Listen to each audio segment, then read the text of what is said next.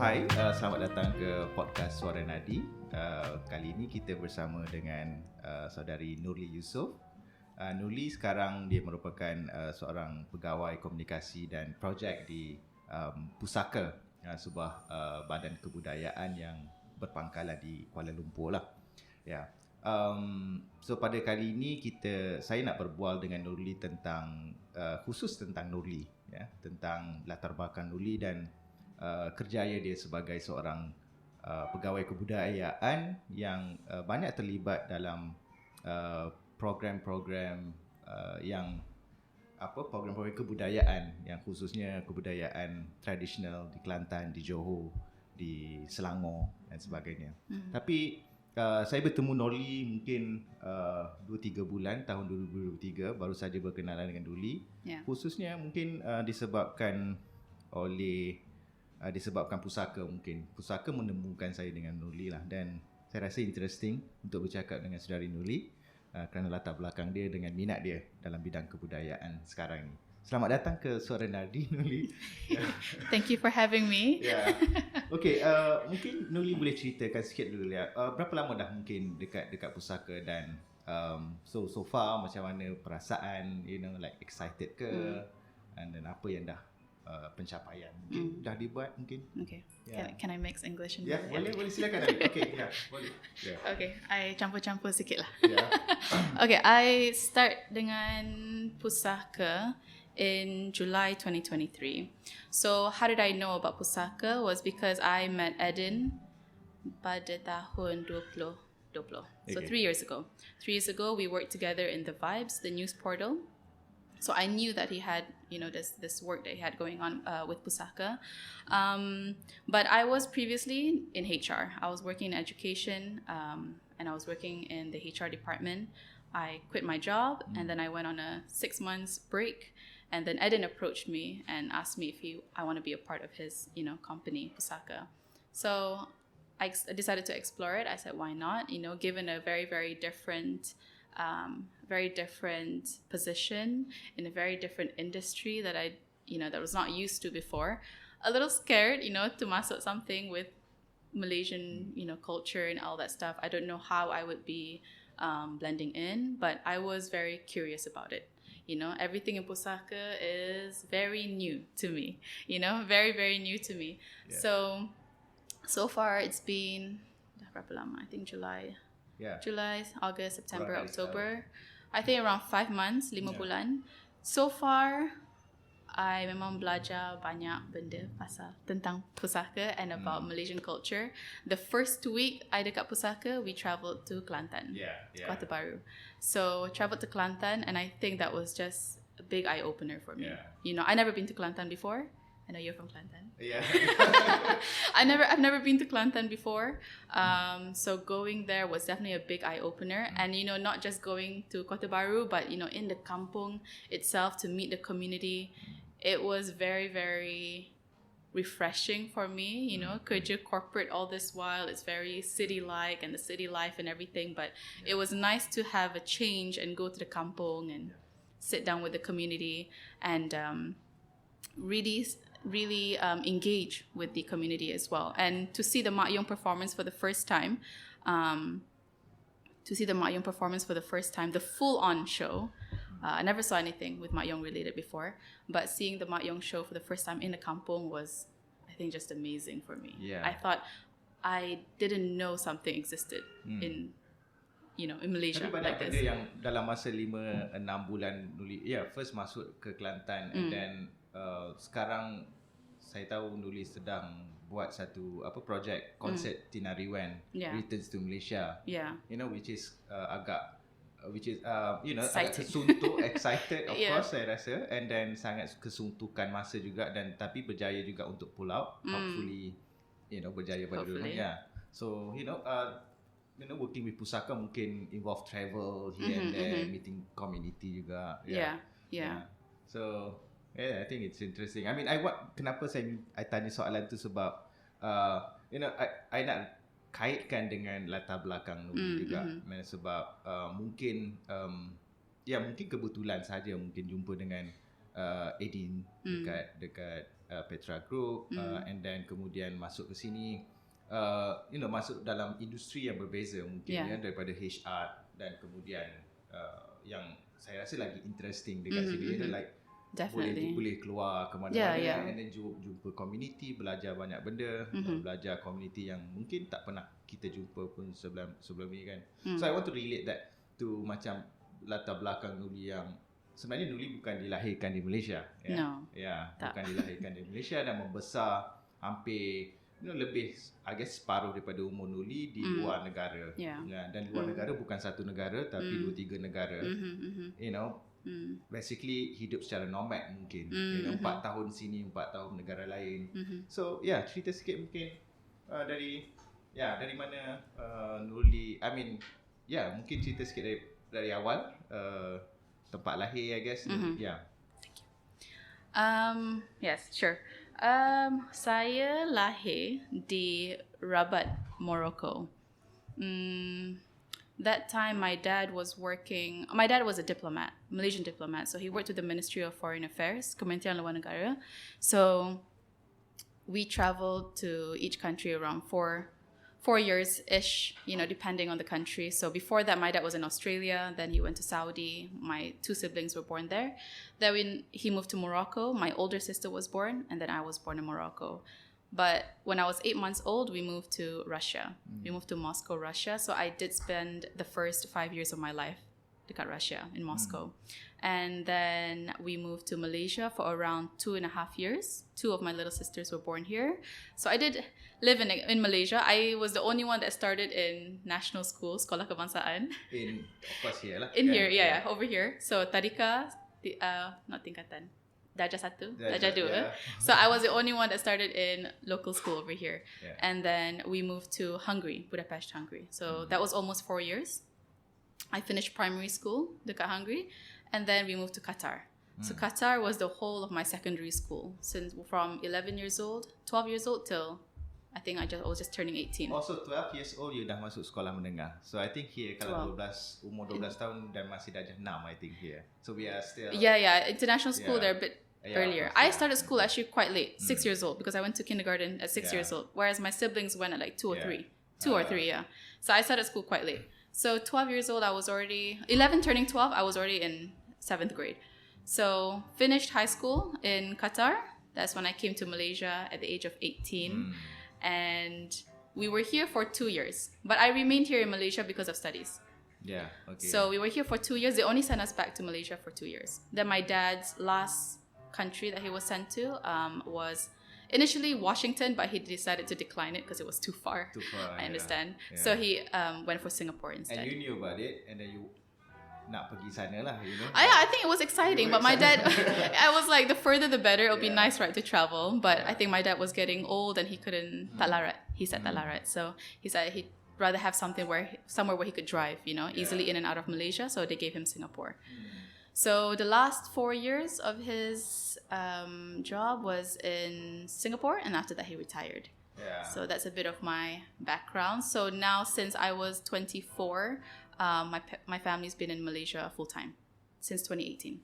So after Nurly balik, the family balik ke Malaysia, and then that's where Nurly mula berpisah dari family, atau masih jumpa family lagi, stay dengan family lah kan maksudnya. I haven't stayed dengan family untuk 10 tahun dah. Okay. No, since college lah. Since college, I moved into hostel and everything. So since I was 18 sampai umur until this year, I stayed with friends only.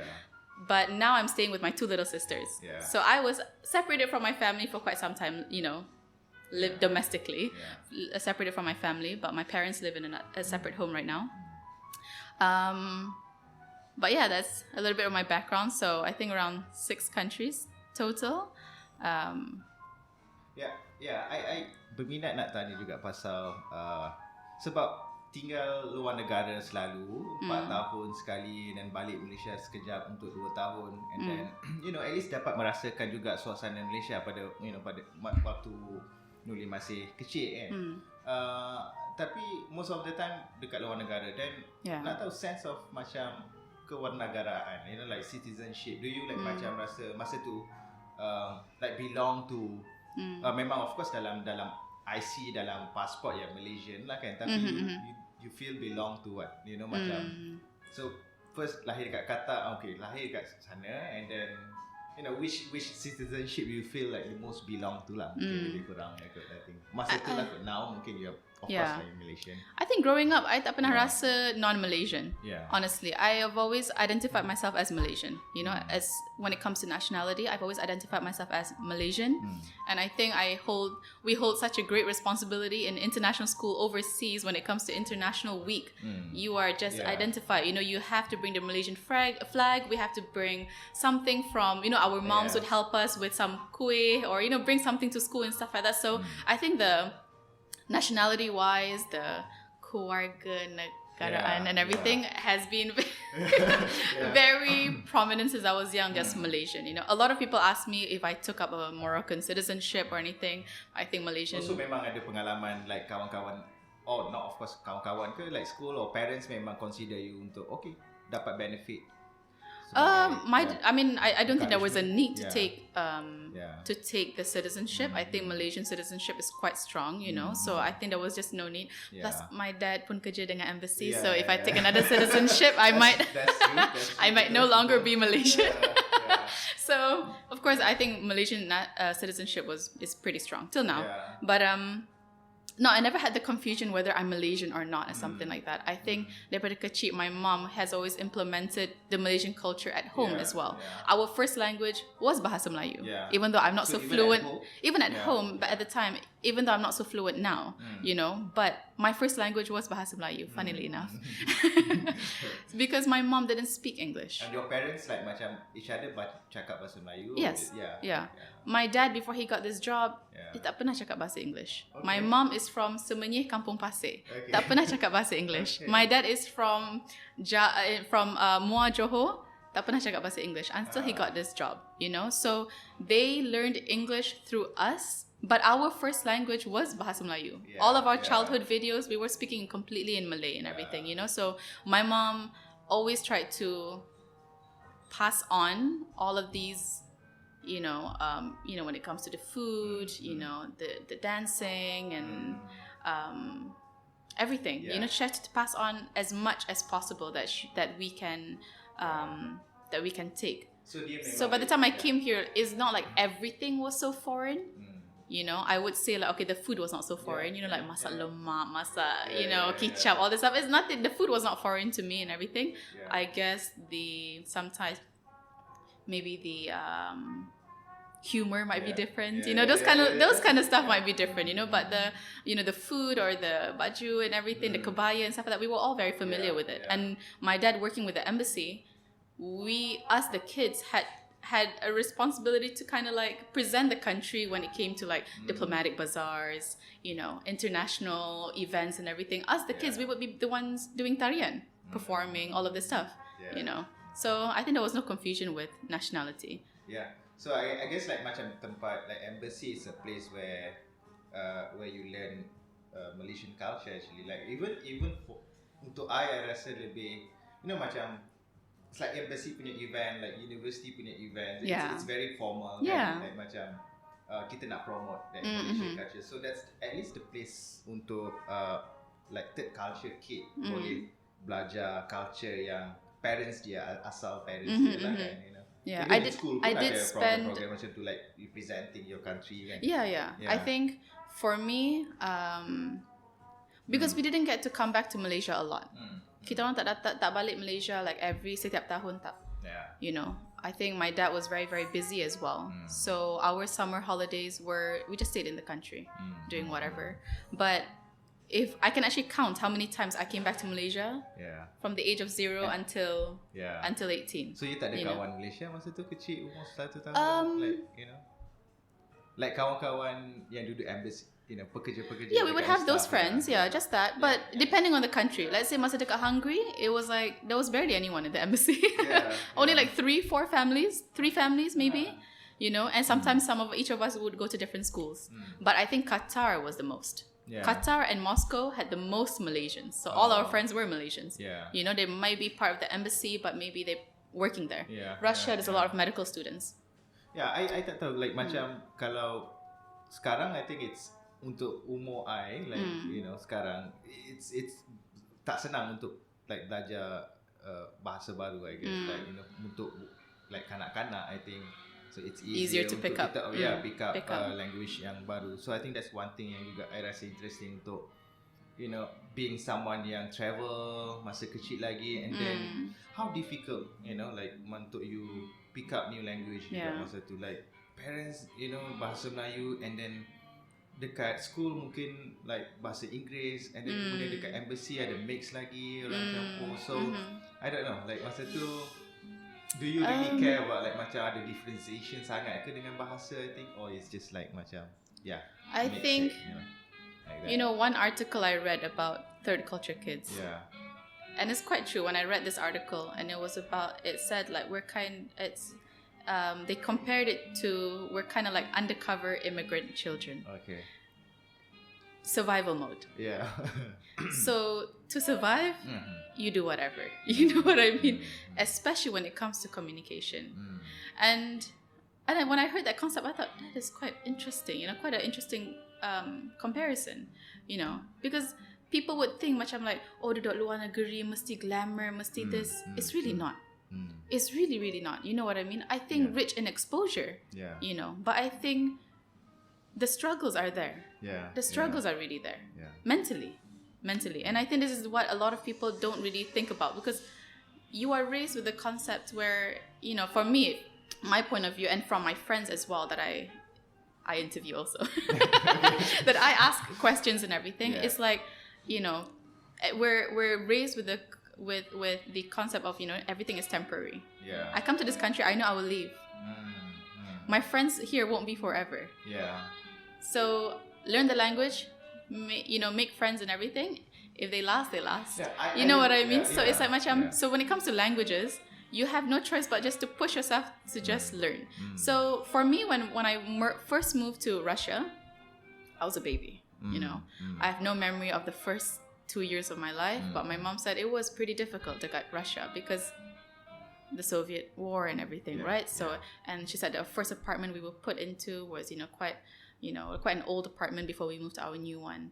So, the old apartments in Russia, my mom, when she talks about it, I see like a sadness in her face. But the heater was not working. Oh. It's Russia. Okay. It's all that stuff. So, you just kind of like have to adapt to it, blah, blah, blah, blah. And then for the first 5 years of my life, I spoke completely Malay. Yeah. With my siblings, and my siblings went to school already. Yeah. My siblings went to school. But for me, the first 5 years of my life, I spoke completely Malay with my family. And in Moscow, a lot of Malaysians. And they all put us in one condo. So Raya was just night turun. You know what I mean? Yeah. So just in that condo, maybe some other people live somewhere else, but it was just going up and down, So all the kids were Malaysians and we all spoke Malay with each other, completely fine. But they all went to international school, so they spoke English. My brother and my sister, who were born in Saudi, when my parents moved to Morocco, they had to learn Arabic and French because that's what the school taught. Yeah. So we had also a live-in nanny with us, and she's a Moroccan lady, and they spoke Arabic and French with her. So when we moved to Russia, international school, they spoke English completely, but I spoke in Malay. Yeah. And then my mom had to learn Russian to communicate. So my mom, she had to join in as well. She had to join in as well. So when she was in Saudi and Morocco, had to learn Arabic. Yeah. And Morocco, a bit of French. They speak French there too. And then when she moved to Russia, no one can speak English there. So we had our nanny that came in and stuff like that. Only speaks Russian. My mom pun kena belajar juga. But I never learned Russian. Don't even ask me. I don't even know nothing at all. I just know нет, which is no. That's Spasiba, maybe that's thank you. Yeah. But my siblings learned English then. They went start going to school. And then we balik Malaysia when I was around 5-6 years old. I had no problem. I can speak Malay to all my cousins and all of this stuff and everything. I went to Sekolah Kebangsaan, so no problem at all. So my Malay was very, very professional, I would say. When I was young, I was very good in Malay. Then moving to Hungary, it was me going into international school. My first time. And I was the latest out of my siblings. They all started like 3 years old speaking English. But for me, I started at 7 or 8. I think 8. Yeah. So for me, it was quite difficult. Yeah. I started a bit later, I learned basic English in Sekolah Kebangsaan, but you don't speak it on an everyday basis, so it was very different.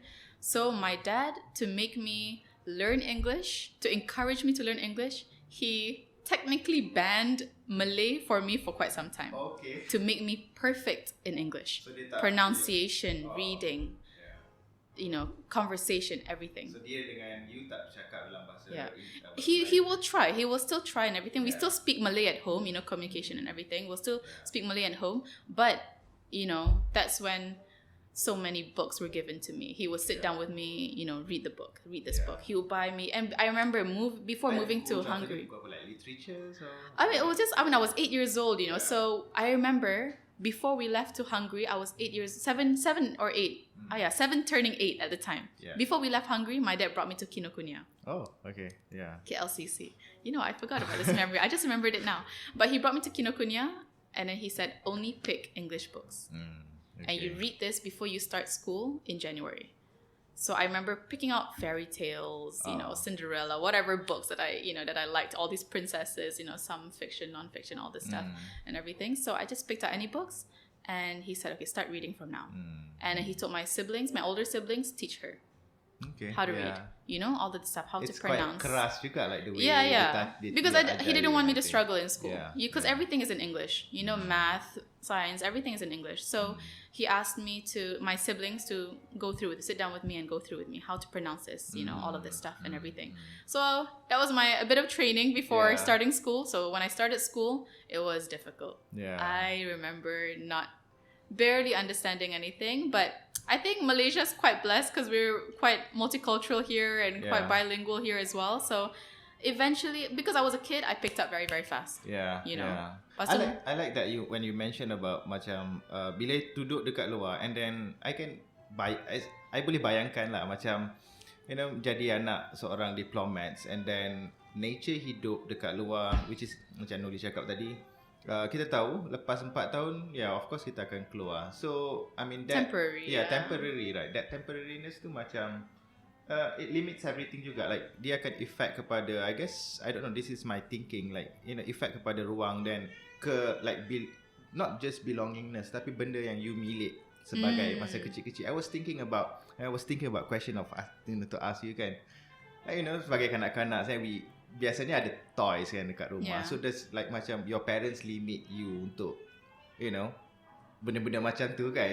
Like benda yang kanak-kanak suka and then tak boleh lah after 4 years then kita dah nak move and then nanti susah lagi you nak move around. Even your mom mungkin tak payah beli sangat furniture, maybe things like that. So does that like macam if ada kesan pada tu tak masa tu?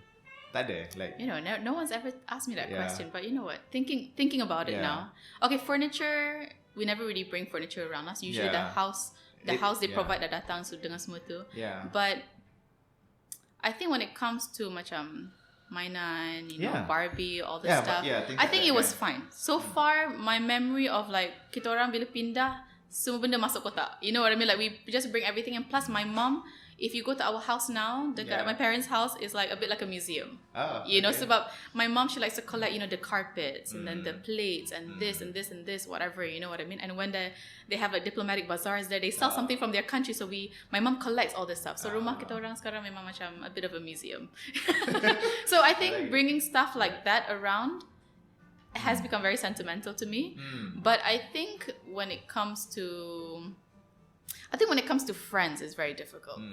When it comes to friends, it's very difficult because being in international school, people come and go every single semester sometimes. You know what I mean? And everyone is like children of like businessmen and this and diplomats. You're just used to in and out.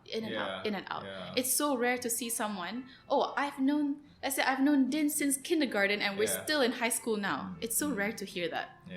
And I hear that here. When I come here, I'm like, oh my God, what do you feel like? You live next to each other your whole life. I feel macam, I wonder how that feels like.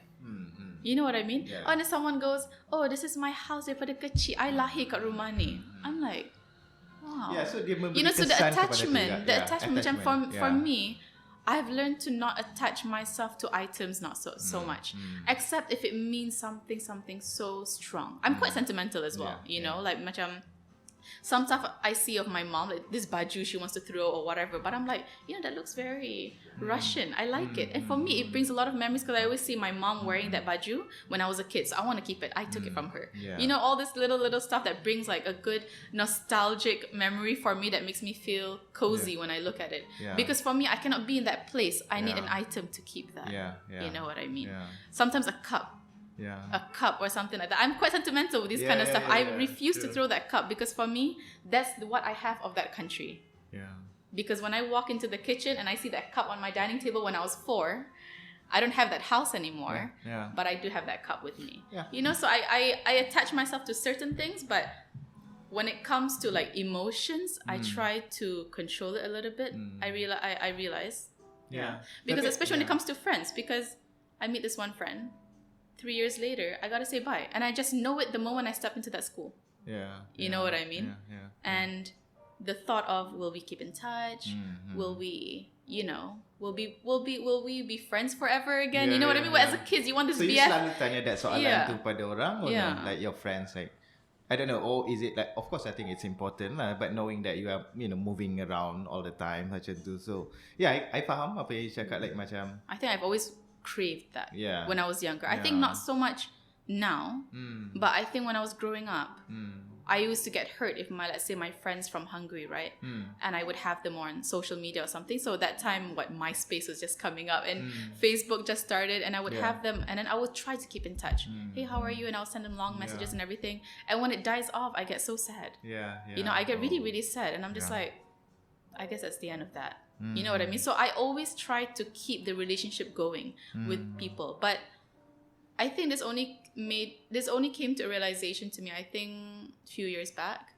And I thought, you know what? I think life just moves on. Yeah. You know what I mean? Yeah.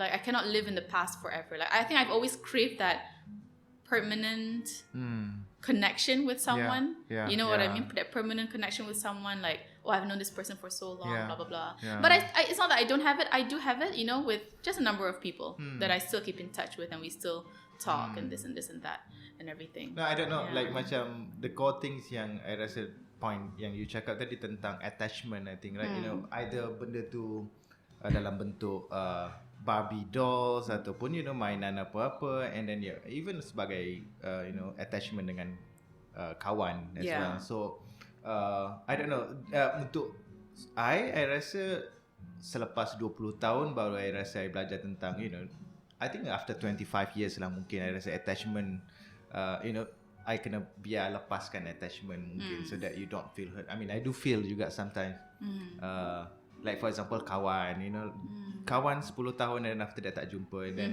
even like macam partner kan, something like macam tu. Like you don't attach too much so that you don't feel hurt when you're you know, separate. I think with people, I realize with people, I've always tried to keep the relationship going. I always try like 150% to whatever it takes. Let's keep the friendship going. You know what I mean? I'll put in the effort, blah blah blah, all this stuff, and just to keep that relationship going, because I think I just never had something permanent in my permanent. I would say something long lasting in my life. You know what I mean? I was always moving, packing and go. So all my friends, the friendship is 3 years, 4 years, 2 years. You know what I mean? So it's like, and especially now after moving to Malaysia, I try to keep in touch with people and everything. But I understand, you know, life moves on. Some people get married and everything. So that naturally happens, you know. But yeah, I had to learn attachment in a bit of a difficult way. I think that's interesting lah. Okay, so I nak berbalik sikit pada, you know, macam yang something interesting pasal I rasa pasal you ialah you know, that the fact that you macam, I tak tahu ni movement ke ataupun gerakan tentang third culture kid. So bila I buat research pasal Nurly Yusof, and then I found that, you know, like a third culture kid. So I thought like macam really new, like a community, a big community. So tell me about apa sebenarnya yang dimaksudkan sikit lah dengan third culture. How do you define or operationalize that to yourself jugalah tentang third culture kid? Yeah. I think when I don't remember exactly when I discovered the term third culture kid, tapi I think I cerita ni to you before or something. Yeah. But I think I was around 17 and I was just thinking macam I had a bit of a moment when I was 17 in high school, you know, thinking about everyone was thinking mana nak pergi untuk college, I'm going to go back home, I'm going to go here, I'm going to go there, blah, blah, blah. I've been in Qatar my whole life, blah, blah, blah, blah, blah. I'm like, it kind of got me thinking like, is Malaysia my home? You know what I mean? And I said, what is home? Like, how do they know? Like, they just, this place feels like home and this and this. And I started thinking about like my life, I realized that not everyone moves around like me, like especially in Qatar, in international school as well. A lot of people there that my classmates have been in that school since kindergarten together. You know what I mean? So not everyone had the same background as me, and I thought, I think it's quite unique, but I don't know what word to use to describe it. You know what I mean? So I was searching. I think I was searching on Google and stuff like that, and then I came across the word third culture kid, and I said, oh, what is this? So basically, it's like third culture kid is like as a person or individual, whatever, that was raised in a culture outside of like their parents' culture and also outside of their culture of nationality or whatever.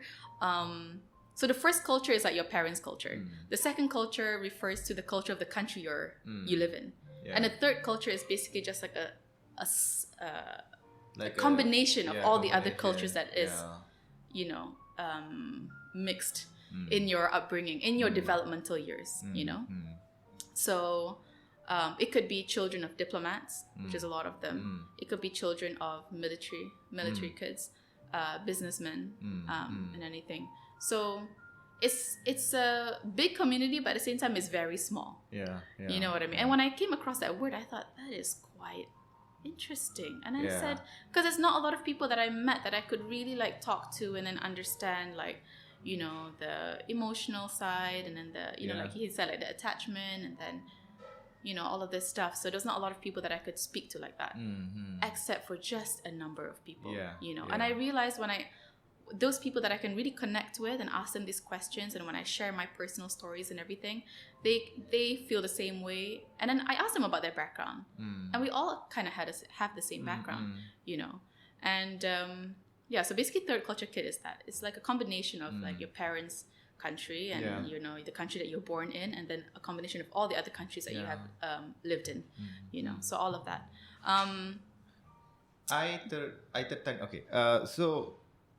So sekali lagi I cuba nak relate tadi you mention tentang konsep home untuk you, and then konsep and then the moment you jumpa the word or the concept TCK, third culture kid, I tertanya-tanya juga mungkin adakah the moment ataupun the moment you jumpa third culture kid ataupun that community, so you feel like macam you consider that okay, this is home juga. I think that the concept I think not home but belongingness.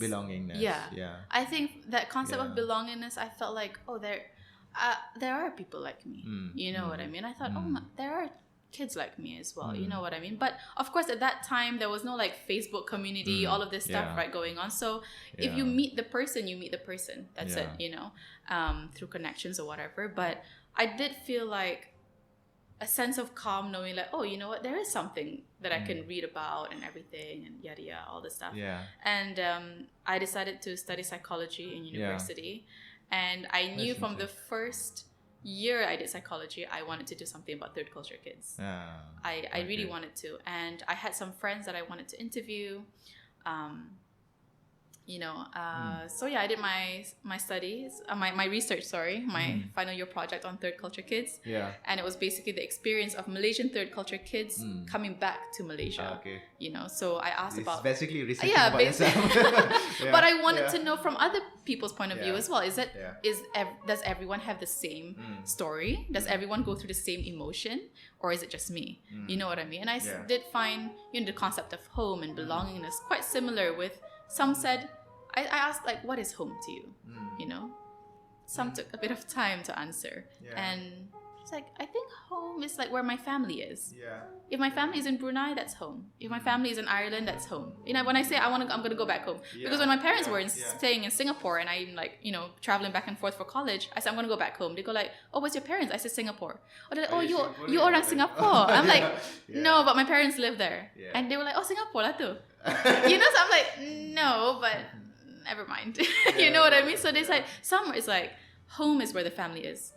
No, kalau ditanya home, then I mean for me it's an interesting concept juga sebab sebagai penterjemah, like I selalu nak kena terjemahkan perkataan home ke bahasa Melayu, and then selalu I dapat you know, ada kesukaran untuk menterjemahkan perkataan home. Apa home? You know, it's not something, it's not physical juga sometimes. If you it depends on feeling. Context, feeling. I didn't know about macam I tak terbayangkan like home dalam bahasa Melayu boleh diterjemahkan dalam, you know, like feeling, you know, something like feeling juga. It's always pasal bila fikirkan home, you know, terbayangkan kampung. You know, this is the thing I terbayangkan, you know, pokok-pokok, hutan, all those benda yang di kampung, you know. Exactly macam you cakap, it's mak I sana, parents I dekat sana, so it's something tangible juga, you know, dekat Kelantan. It's home, rumah. It's not rumah, but it's rumah. It's physical, but it's also something, it's intangible juga. But sometimes you don't realize it's home until you leave it. Sometimes you don't realize that is a home, that feeling is a home to you until you leave it.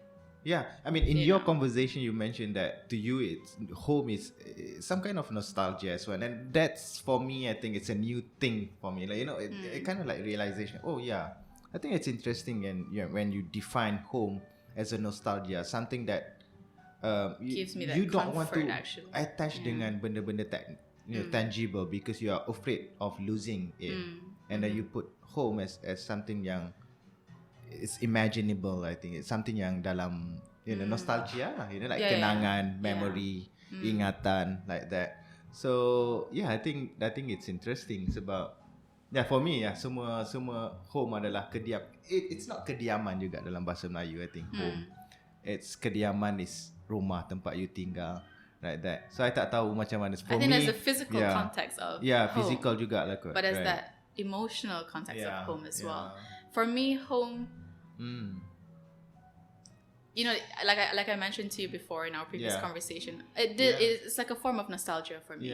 Like I don't know how to describe it. It's just that I don't know what they call it in Malay. Is it mendung? Mendung? It's not mendung. What? I forgot. My mom did say something that you just feel complete, like calm and. I think. You know what I mean? Like she feels it when she goes back to her parents' house in Semenyih, which is the place that she was born and raised in. So when I go to kampung in Semenyih, she said, you know, I feel like home. Like she feels completely at peace, like calm, and then she said like, I terbayang-bayang, you know, main dekat sini masa kecil, blah blah blah, all this stuff and everything. You know, like for me, when I see my kampung, I feel nostalgic in a sense, like, oh, this is where my nenek used to live. This is where I used to come back for Raya, you know, all those times when I was younger and everything. I used to play with my cousins and everything.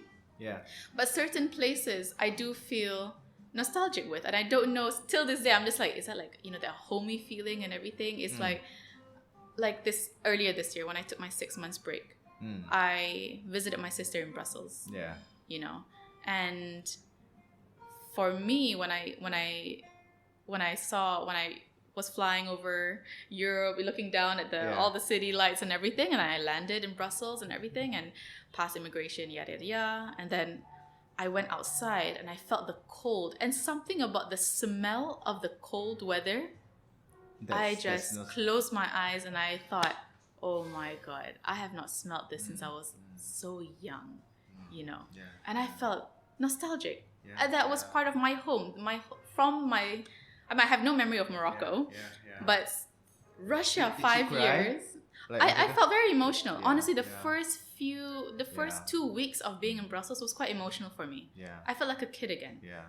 I really felt like a kid again. Much I'm like, it felt different. I haven't been in Europe since I was 11 when I left, you know. It's like I went there briefly when I was 15, but there was this feeling of like, oh my God. You mentioned about it again. I teringat satu movie yang long time ago, like 5 years ago, I tengok satu movie. I forgot tajuk dia apa, tapi cerita pasal seorang chef Indian yang dia masak dekat Europe, lepas tu and then dia satu hari dekat kitchen dia tu dia duduk seorang-seorang and then dia makan, ada kawan dia bawa makanan dari India and then like dia taste apalah chapati or something. I know this movie. I don't know the title, but I know the movie. Yeah. What you mean. And he opened a restaurant, right? Dia open a Yes, restaurant. okay, Juga. I know Dia this dapat, movie. like Michelin stars juga. Yes. That. Okay, I know and this then movie. I sangat terkesan dengan moment tu sebab dia taste and then dia punya that Everything scene tu came lah. flashing Dia back. cry, dia flashback.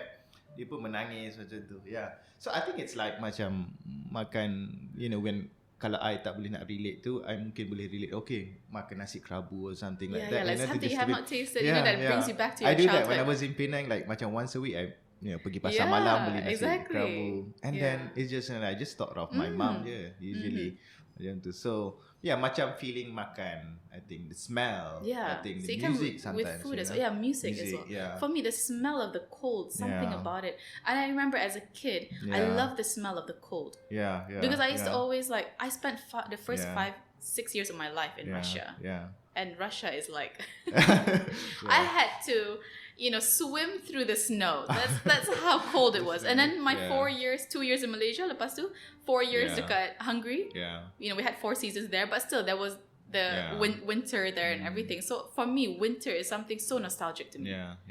Putting on the coat, the gloves and everything. You wear the mask and you get ready for a snowball and you build snowman and everything. And when I stepped out of the airport and I smelled that cold smell, I thought, oh my god, I don't know how to describe the feeling. And then my sister, brought home. I met my nephew for the first time and everything. And I remember I woke up really early. So it's Malaysian timing. I woke up really early and then I went to the balcony and I just thought, oh my god, I have not had this feeling in years. Then I was like, I told my sister, I want to go to the grocery store. You know why? I want to find my childhood chocolates. Those brands that I have not seen in so long. You know what I mean? I said, I just want to grab it and I want to see it. Because I used to always go after school. I grab specific, snacks and everything. So I thought, I've not seen it in so long. I said, I just want to go. And I spent... Even dekat Malaysia pun you tak jumpa like macam snacks. No, I teringat macam I selalu dekat social media kan selalu dapat orang share budak-budak 90s boleh tahu, budak-budak 20s tahu lah ni, like macam certain chocolate, certain mainan, certain whatever. And I guess tak ada, it's here, you can't really find the cultures that you had in Russia sangat lah kot. So kan? True. I think I mean like now I think there's a lot of stuff from Europe that's been coming here and you can find it easy, right? But I don't know, I think there was just that feeling of seeing it there, all the snacks, the different types of bread and this and that, and I thought, oh my god, I was a bit of a kid in the grocery store. So like for me, home is a little bit of everything. Like when I go to Europe, I feel like a child again. You know what I mean? Like Qatar, it's in the desert. It's a complete, my teenage life and my childhood life was so different. I was like in the desert, complete different culture from Europe. I guess being like macam sometimes jadi macam kanak-kanak is also like some kind of trying to feel at home juga sometimes. I think I just want to be also, like macam kanak-kanak this week. Of course, I'm just like I just miss my mom or my kampung, the playgrounds, everything there. And I think so certain places as well. And I also went to Qatar. I transited in Qatar for I think 18 or 15 to 18 hours. I don't remember when I came back from Brussels. And I purposely took the long transit because I just want to go around Qatar, And I remember sitting in the taxi, just going around. I thought, oh my god, I left this place 10 years ago. And that feeling also came back, like my teenage life over there. And I was there for 6 years, 6 years of my life. So, seeing the corniche and, people drinking tea on the side, it's a different life from Europe. Everything is at night in so you ada cita-cita like Qatar. Macam plan nak balik. Balik, I guess it's here now. I think for you, maybe, like, means balik to... like mungkin satu hari nanti you just like duduk sana, like the place that you call home. I don't know. Do you have for me, right? Let's say macam when you see in movies and you see macam orang tu stress sangat and everything, so dia nak pergi some lake yang dia pergi masa dia kecil, right? To just kind of de-stress and everything. I don't have that here. Okay. You know what I mean? I don't have a certain park or place that makes me feel like, oh, I spent years over here. You know what I mean? For me, I always feel like I want to run away. I want to run away. And for me, when I spent that 2 months in Brussels, when I spent that 2 months, I felt like it was so needed. That was really a recharge for me. Yeah. I really, really needed it. Yeah. I felt like it was complete escape, and I felt some sort of comfort. You know, my sister was there as well. So, yeah. Okay. That's that. So we are like macam 48 already. I rasa sangat sekejap. So masa tak kesuntukan. I mean kita kesuntukan masa. Boleh edit sikit. Okay, untuk pendengar juga kat sini, kita berbicara dalam bahasa Inggeris dan bahasa Melayu. Saya minta maaf tentang perkara itu juga. Yes, sorry. So it's okay. Yeah. tak fluent sangat. Alright. So balik sikit pada soalan, tadi. So now Nurly jadi, bekerja dengan pusaka, buat kerja banyak kerja-kerja kebudayaan, and then masa Nurly membesar di luar negara, di embassy especially, pergi ke international school, and that's where that's the place where you belajar tentang banyak budaya Malaysia. So bila kita bayangkan pasal embassy, mungkin ada hari-hari tertentu, okay, kita persembahkan kebudayaan Malaysia. Even you learn kebudayaan daripada your mom juga dekat rumah sekarang, kan. So now macam I rasa interesting sebab bila Nurly masuk ke pusaka, and then Nurly bekerjasama rapat dengan orang community tradisional, especially dekat Kelantan, yang bagi saya sangat original, sangat asli, I think. Yeah.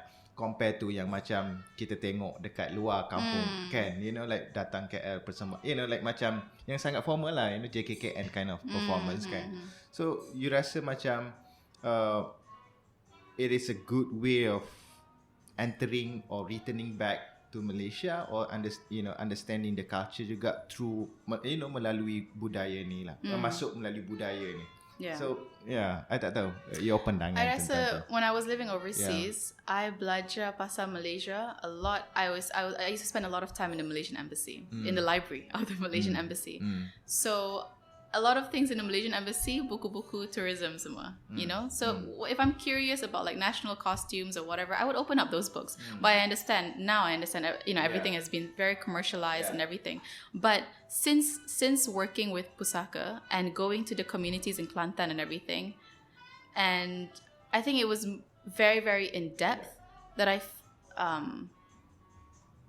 think it's a different understanding, more of like the way of life, compared to just the costumes, the dancing, all of this stuff and everything. But now I feel like I'm learning more about the people. You know what I mean?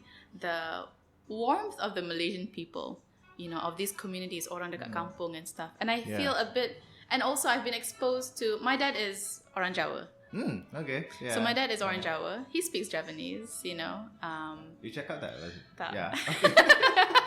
No, but my dad speaks Javanese. I like Javanese. He's never taught us, but I feel since working in pusaka, there's quite a few people that I've met from Javanese backgrounds. Yeah. And So- last week you were So we Kompang, went right? to see this Kompang Jawa community in Sabak Bernam, and also the Seni Reog community from Johor, also orang Jawa. I feel like I'm connecting with myself as well.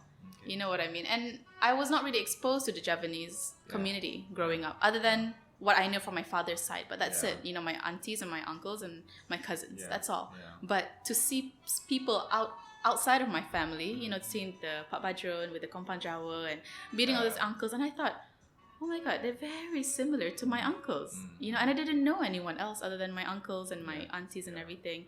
And, meeting the Seni Reog people and everything. And I thought,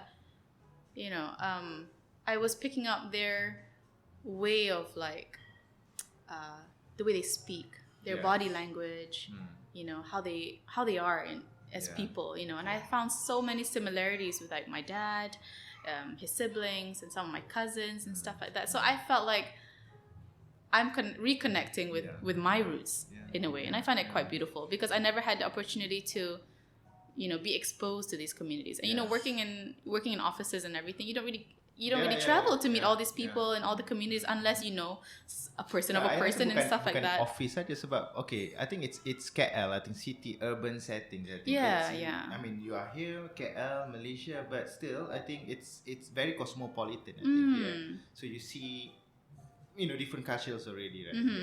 It's a different kind of culture, I think. So I think nak balik ke asal, I guess it's just kampung. I think meeting or seeing Pak Badrun punya eyes, like dia boleh cakap Jawa. Yes.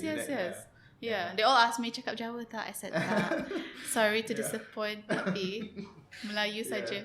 And then no, but I feel quite nice, because I feel like I've never really had the opportunity to, when I balik kampung to Johor a few times growing up, you know what I mean? And now since I came back in my 20s, I'm working all the time. You know what I mean? I never had the time to really sit down with them and really communicate. But seeing, especially when I went when I met Pak Badrun, at Sabak Bernam, I felt really not emotional, but I felt very warm. I felt very warm, and I thought like, wow, these are part of my ancestors, who came from Indonesia and everything. And my dad was a very busy man as well. He never really, I don't know if he knows about the background and stuff like that. So for me, I feel a bit excited to learn more on the Javanese side of things, because it's like my roots as well.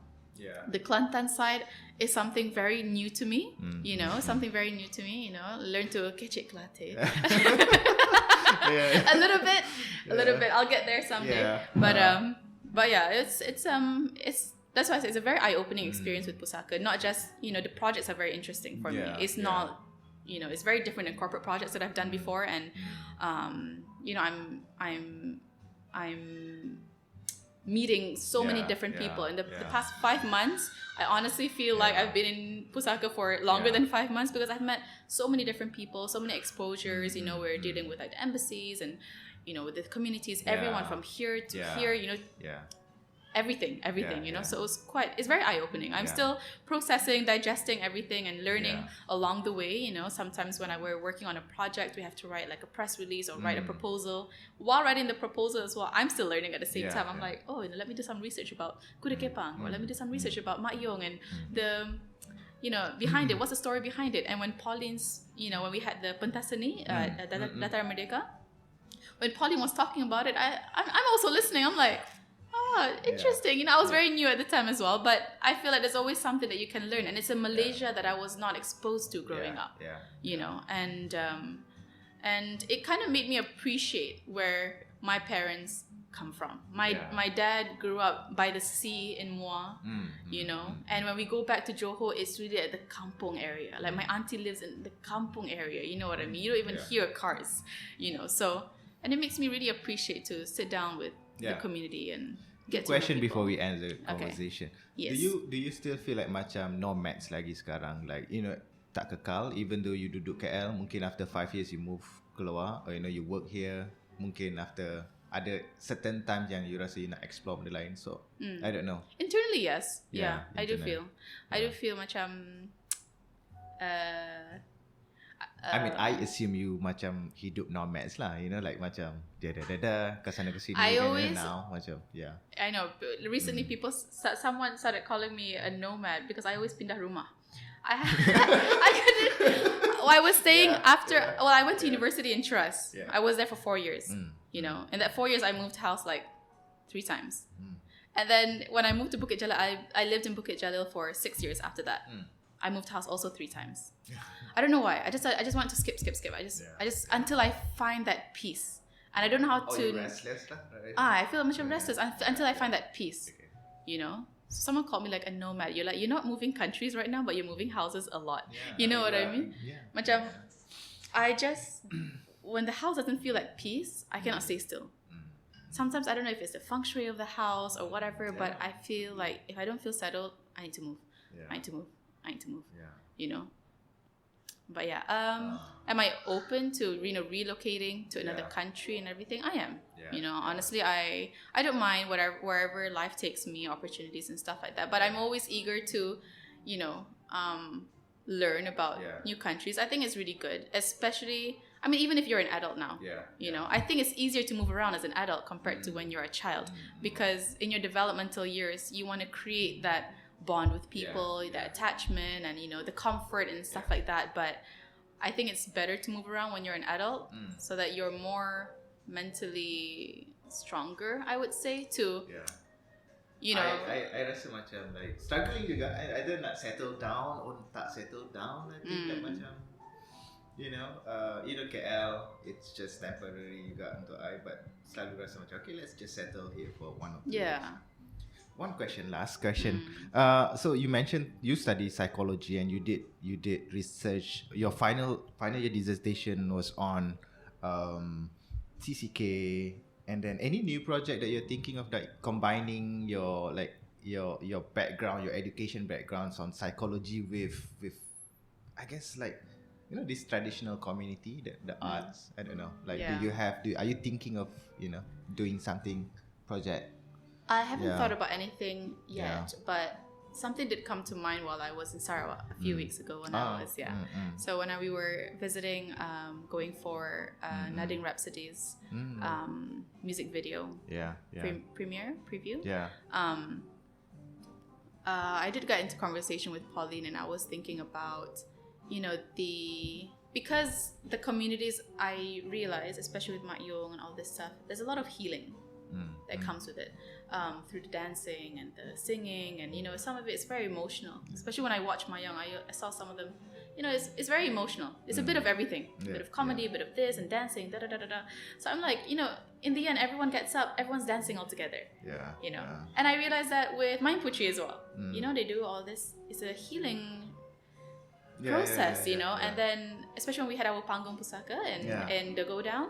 And I love that session. I know, and Pak Mat is just so amazing. Pak Mat, and he injured his ankle, right? So he was doing the whole process in the beginning, and then healing came in, and then everyone started dancing and stuff like that. So I was trying to think of the psychological way of healing things, the therapy, the counseling, all of that stuff that we learn in school versus these traditional healing.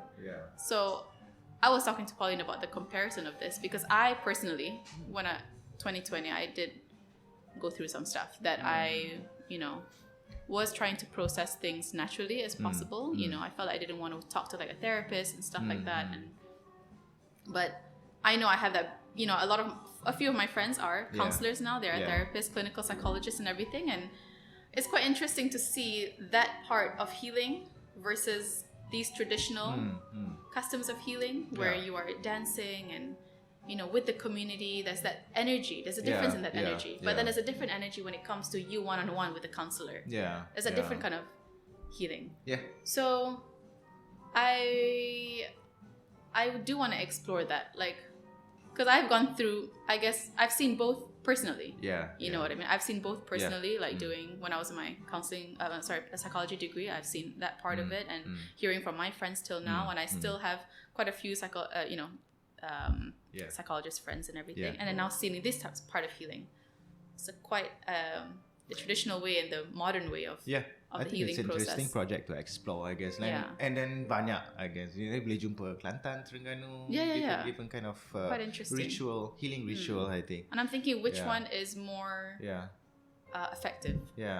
Which one's more effective for the long term, aside from the medication. Some of the prescribed medication, right? Whereas this is more of the spiritual. Semangat, I guess. Spirit. Thank you so much, Nurly. Terima kasih, Nurly, sekali lagi atas masa yang diberikan, kerana sudi meluangkan masa dekat di Bual Nusantara. So Nurly akan sibuk pada Disember nanti dengan konsert Tinariwen di KL. Tinariwen returns to Malaysia. So siapa yang nak datang ke konsert tu boleh beli tiket, dan sila ke Facebook, laman sosial Pusaka untuk beli tiket atau Instagram. Terima kasih sekali lagi, Nurly. Terima kasih.